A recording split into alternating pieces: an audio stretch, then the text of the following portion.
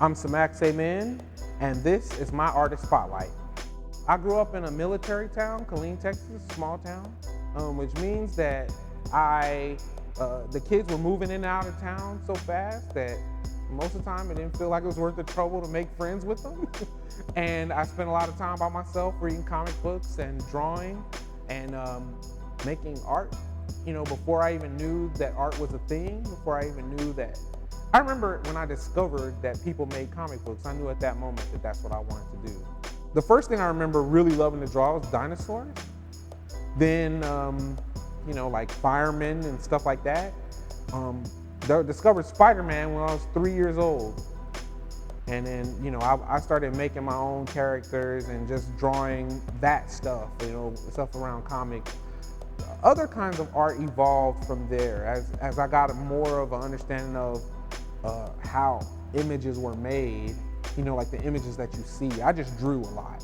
When I got to college, I made the connection with other kinds of, the fine arts, because they didn't have, I went to North Texas, they didn't have they didn't have a program that was just illustrating. If they did, that's probably what I would have majored in. So I took the major drawing and painting, and I learned, I was not even really interested in painting until I took a good painting class, and then I fell in love with watercolor first, and then got into acrylics and stuff from there.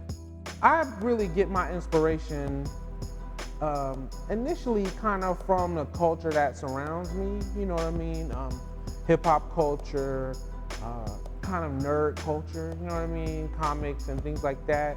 The inspiration became more and more inward. The more confident that I became in my ability to do it, the more that it came from having these visions in my head and wanting to make them happen. So in some ways, it is like an inspiration that comes from other things. Music inspires me to make art because it's not visual, but it produces visuals. Rappers have a way of saying things that makes this energy, and I would want to respond to that in some way. A comic that came out when I was probably 16, around 18, called Brother Man, which was the first comic that I ever saw that had black people in it. It was by two brothers from New Jersey called the Sims Brothers, although the artist changed his name since then. Among black comic book artists, that dude is probably the most influential comic book artist ever, because it never occurred to me that I could make black people. I always wanted to have black characters, but it didn't occur to me that black people could be the stars of stories or whatever. One of the things that I'm very proud of is that I think I was an early adopter of the kind of natural hair, black women are beautiful kind of thing, and injecting that into my work. I grew up on X-Men comics, so obviously I'm a feminist. Anybody that reads X-Men will know what I mean. So I will draw these kind of combative,